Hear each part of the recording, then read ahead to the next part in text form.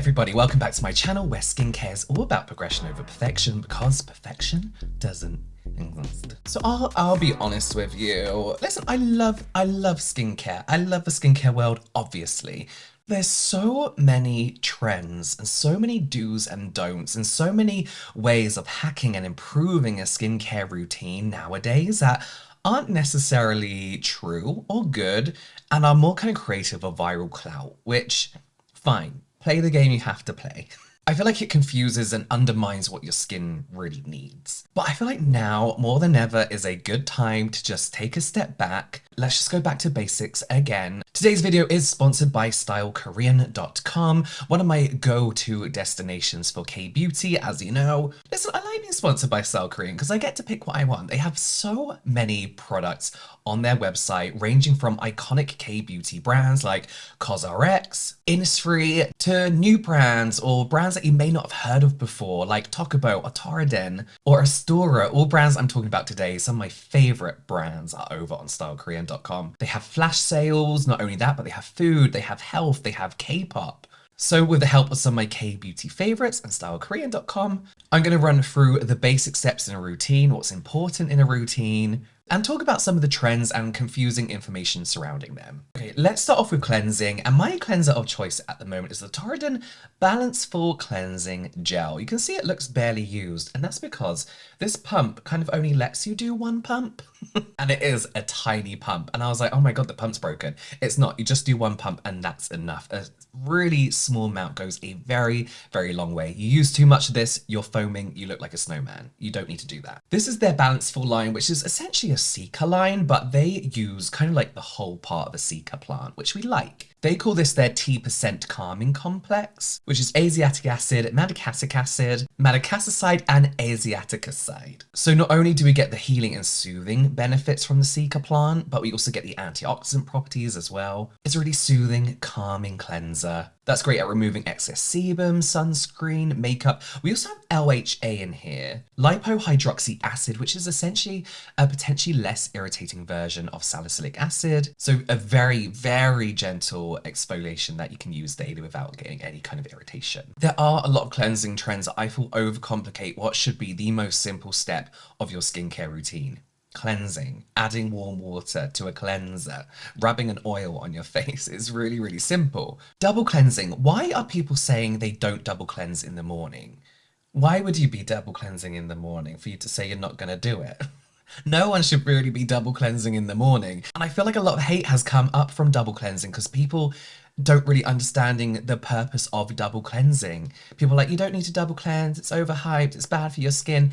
You shouldn't be double cleansing unless you're wearing makeup and sunscreen. I thought that was the basics. I thought we all knew that. The very basics of cleansing is to cleanse twice a day, morning and night. Unless you are very, very dry, cleanse once a day. Double cleansing is strictly for the evening or moments when you need to remove makeup or moments when you need to remove sunscreen. And that can be done with any cleanser. You just need to use it twice. Exfoliation. Exfoliation has become somewhat confusing nowadays. And I personally feel like that's because we have exfoliating acids in every step of a skincare routine potentially. And it's great sometimes. For example, I think exfoliating creams are a very, very good idea. I think they're great for people with more sensitive skin because it kind of buffers that delivery method of exfoliant to your skin. Exfoliating cleansers are great for people with very sensitive skin. But whatever you're using, the kind of rule of thumb is to use one exfoliating product in a routine 2 to 3 times a week or whatever your skin can handle or whatever you've built your skin up to handle. Do you have to exfoliate more than 3 times a week?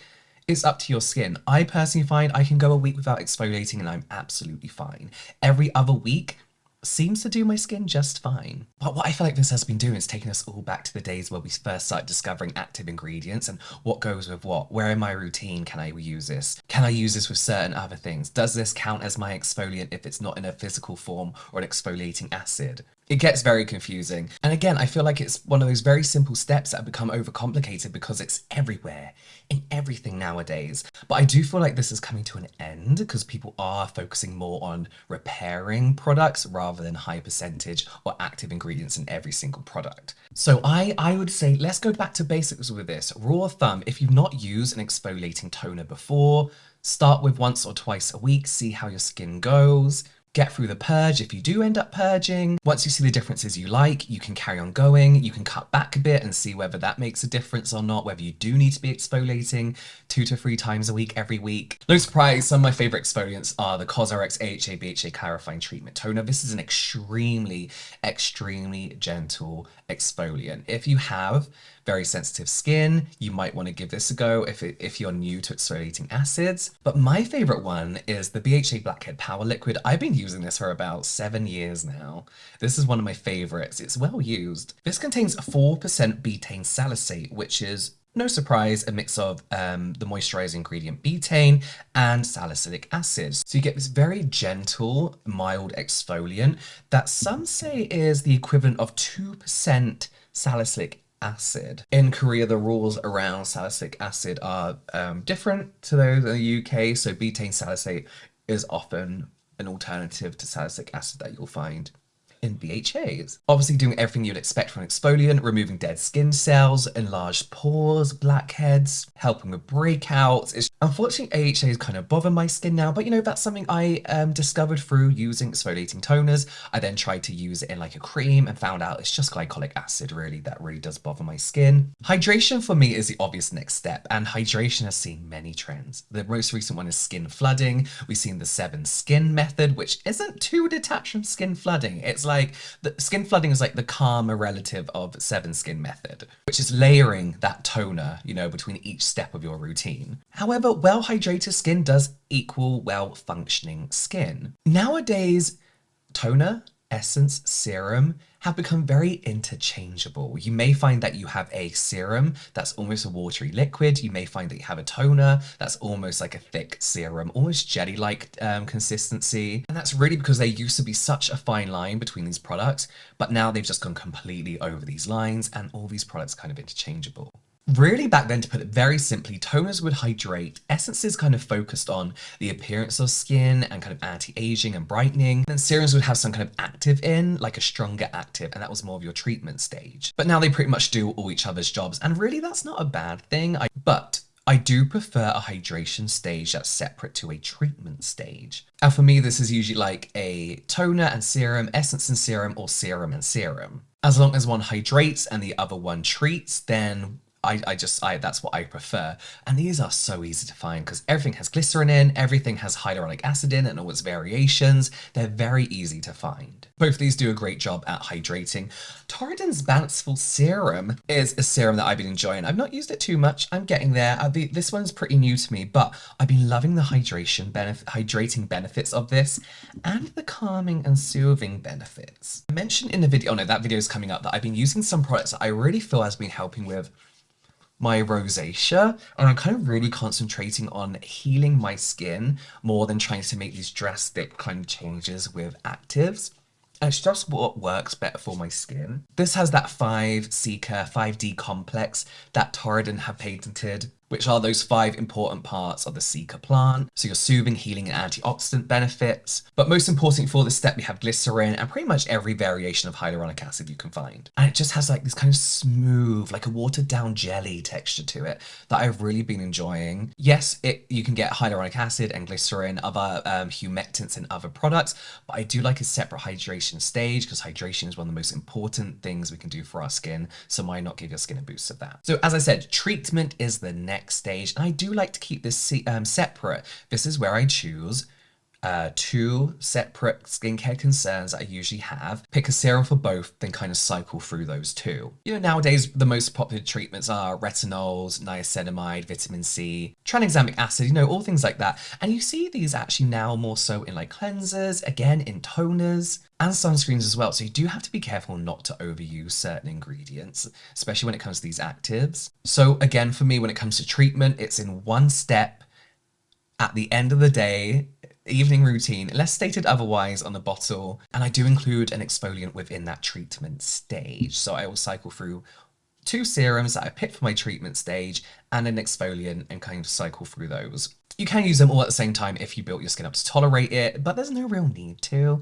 And this is the thing, I think like with these actives, people are like, oh, can I use them all at once? You can, but you don't really need to. Like there's no real reason to. And this is a trend that we're actually seeing the back of, and I'm very glad that we're seeing the back of single ingredient formulations and serums. Everyone's bored of another brand releasing a niacinamide serum. Everyone's bored of another brand releasing a hyaluronic acid serum. We like full ingredient kind of formulations, but still at those very reasonable, kind of the ordinary Inkey List prices. And this may surprise you, but one product that I've been absolutely loving, which I actually bought because Thingy from IVE was the spokesperson for this, the Innisfree Retinol Cica Repair Ampoule. So they say that it's encapsulated in their Jeju Cica Lips Liposomology, which is ceramide, cica, and hyaluronic acid, so we get firmer skin, soothed skin, smooth skin, and well-hydrated skin, as well as niacinamide and vitamin E in here. And it's in this, you'll see, it's in this weirdly light texture, like that. Oh, see, it's very liquidy.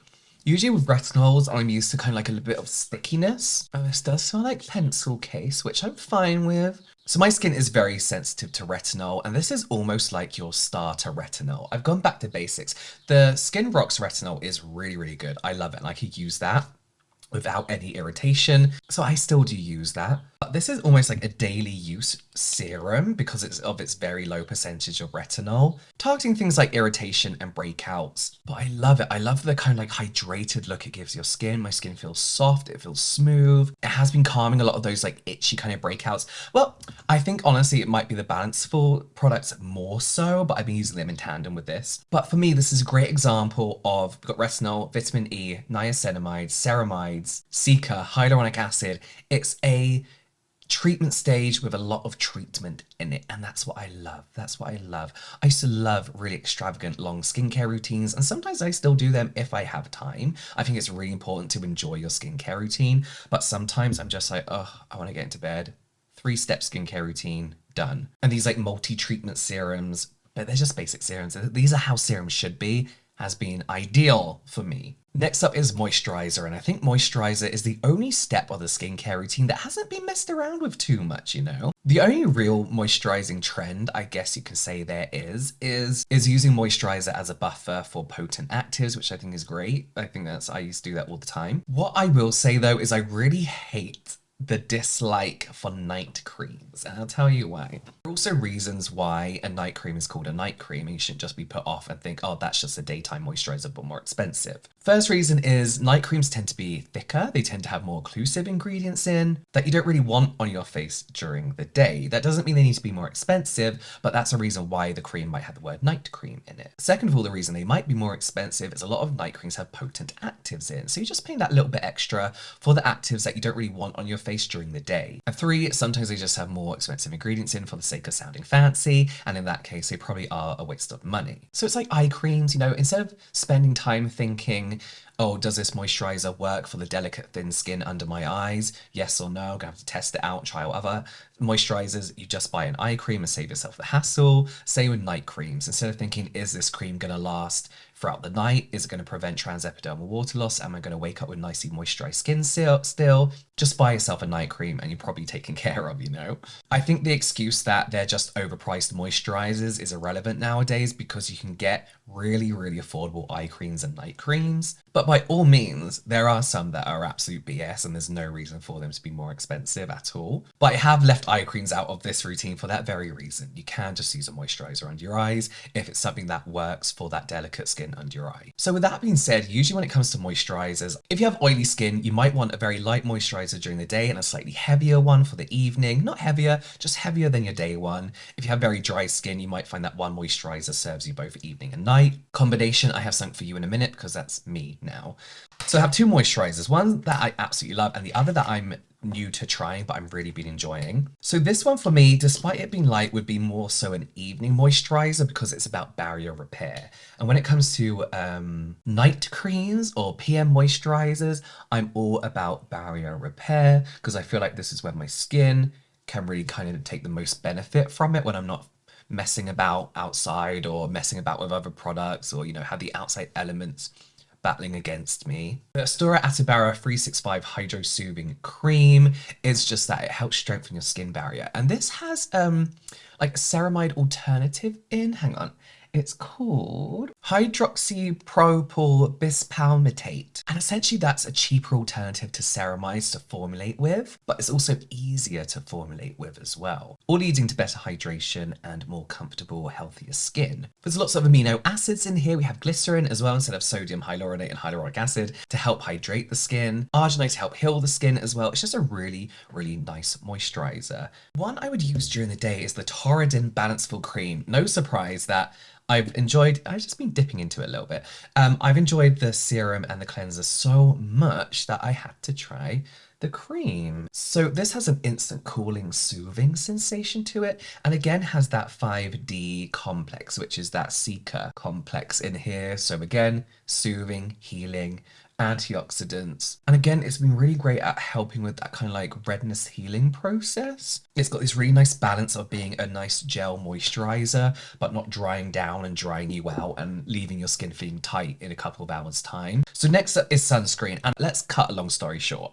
1, sunscreen is good. 2, all skin tones and colors need sunscreen. 3, mineral sunscreen is not the safer option. 4, people of color, black people, need to stop being told that mineral sunscreen is the better option for them and safer option for them, especially as mineral sunscreens all leave a white cast. You can say it doesn't, it all does. There's always that grey undertone, even to the best ones. 5, the only sunscreen hacks that are worth listening to are the ones that tell you how to correctly apply sunscreen and how much to apply. 6, you do not need an SPF oil, an SPF serum. You don't need SPF that protects you against blue light from your computer screen. 7, you can't make a DIY sunscreen out of coconut oil and carrot oil.